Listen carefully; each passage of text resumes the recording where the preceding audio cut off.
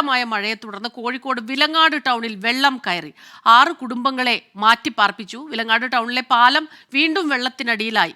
ഇന്നലെ രാത്രി ആരംഭിച്ച മഴ പുലർച്ചെ വരെ നീണ്ടു.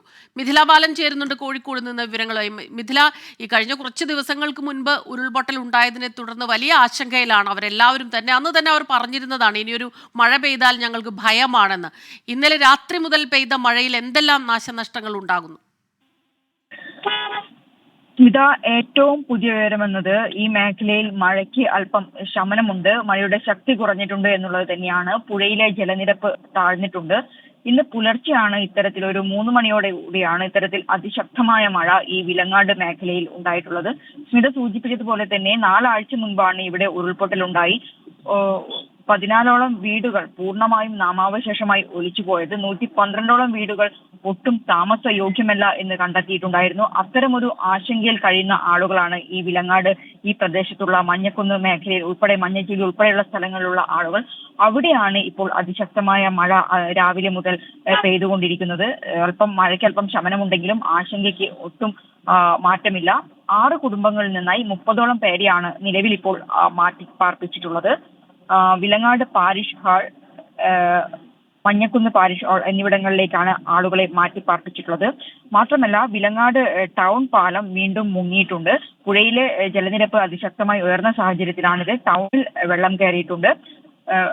അന്ന് നമ്മൾ കണ്ടതാണ് ഇത്തരത്തിൽ 16ഓളം പാലങ്ങൾ നശിച്ചിട്ടുണ്ടായിരുന്നു, അവിടെ ഒഴുകിപ്പോയിട്ടുണ്ടായിരുന്നു.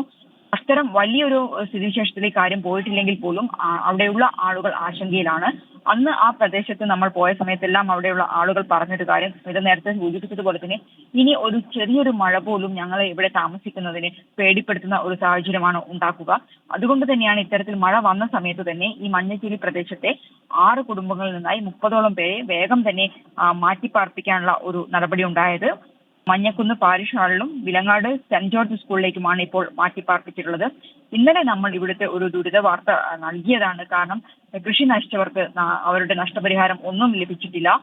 അതുപോലെ തന്നെ പ്രത്യേക പാക്കേജ് പ്രഖ്യാപിക്കണമെന്ന ഒരു ആവശ്യം കേന്ദ്ര സംസ്ഥാന സർക്കാരുകൾക്ക് മുന്നിൽ വെച്ചിട്ടുണ്ടായിരുന്നു. അക്കാര്യത്തിലും ഇതുവരെ തീരുമാനമൊന്നുമായിട്ടില്ല. അത്തരം ഒരു ആശങ്കയിൽ കിടപ്പാടം ഉൾപ്പെടെ നഷ്ടപ്പെട്ടു നിൽക്കുന്ന ആളുകളാണ്. അവിടെയാണ് ഇപ്പോൾ വീണ്ടും അതിശക്തമായ മഴ പെയ്ത് ആളുകളെ മാറ്റിയിട്ടുള്ളത്. എന്തുതന്നെയായാലും മഴ കുറഞ്ഞിട്ടുണ്ടെങ്കിലും ഈ പ്രദേശത്തുള്ള ആളുകളുടെ ആശങ്കയ്ക്ക് ശമനമായിട്ടില്ല. സ്മിത, മിഥില പറഞ്ഞതുപോലെ ഇപ്പോൾ മഴ കുറഞ്ഞു നിൽക്കുന്നുണ്ടെങ്കിൽ പോലും അതിശക്തമായ മഴയാണ് ഈ പെയ്യുമ്പോഴെല്ലാം തന്നെ. അത് ഈ കഴിഞ്ഞ കുറേ കാലങ്ങളായി നമ്മൾ കേരളത്തിൽ കാണുന്നതാണ്. പ്രത്യേകിച്ച് കോഴിക്കോട്, വയനാട്, മലപ്പുറം പ്രദേശങ്ങളിലൊക്കെ തന്നെ മഴ പെയ്താൽ പിന്നെ ഒരു രാത്രി കൊണ്ടൊക്കെ വെള്ളം കയറുന്ന ഒരു അവസ്ഥയുണ്ട്. അപ്പോൾ ഈ ടൗണിൽ വെള്ളം ഇത്രയേറെ വന്നിരിക്കുന്നു, പാലം മുങ്ങുന്ന ഒരു അവസ്ഥയുണ്ട്.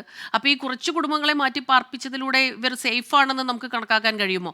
ഇനിയിപ്പോൾ മഴയുണ്ടാകില്ല എന്നുറപ്പിക്കാൻ കഴിയില്ല. കഴിഞ്ഞ ദിവസങ്ങളിലെ കാലാവസ്ഥാ മുന്നറിയിപ്പ് അനുസരിച്ച് ശക്തമായ മഴയ്ക്ക് സാധ്യതയുണ്ട് താൻ.